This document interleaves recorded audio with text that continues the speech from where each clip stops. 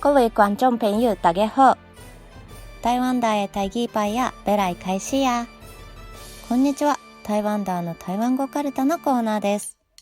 今回の音は T。まず最初にカルタを一回聞いてみましょう。猪仔拄着大地鼠，猪仔拄着大地鼠。豚は大もぐらに出くわした。T は日本語のたてとの音に似ていますが、台湾では T と TH を使い分けるので、ちょっと注意が必要です。T は無気音といって、息を最初からゆっくり解放する音。TH は有気音といって、溜めた息を一気に吐き出す音。だ、た、だ、た。違い、わかりましたでしょうか？では、ここでクイズです。今から言うのはどちらでしょう？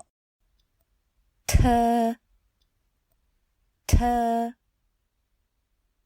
正解は TH です。では2問目。だ、だ。正解は T でした。全問正解だった人に拍手！では、ここに注意して、もう一度カルタを聞いてみましょう。猪仔拄着大地鼠，猪仔拄着大地鼠。猪仔は豚。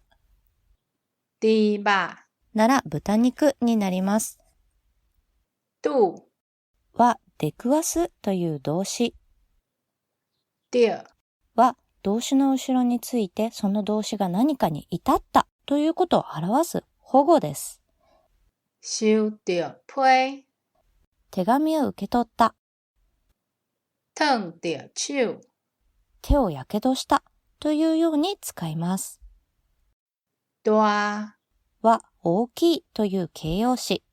反対語の小さいは細細いという漢字を当てるのが面白いですね。地鼠はモグラ地鼠という人もいます。直訳すると土のネズミ。覚えやすいですね。T を使った言葉はまだまだたくさんあります。T は台湾語の中ではとてもよく使われる子音なんですね。ではご紹介しましょう。どうい、どこという意味の場所を問う疑問詞です。リとあてどうい、あなたはどこに住んでいますかというふうに使います。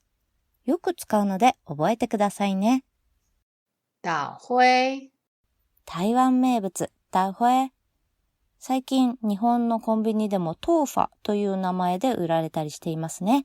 豆乳プリンに似たもので、つるんと柔らかくて甘い、台湾を代表するスイーツです。豆花。ぜひ食べてみてくださいね。お茶。台湾ではよくお茶が飲まれるので、お茶にまつわる言葉も多いですね。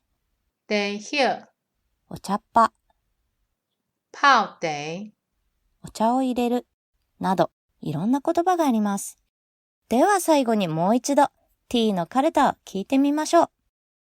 猪仔拄着大地鼠，猪仔拄着大地鼠。これで T の音はマスターできましたでしょうか？今回はちょっと長かったですね。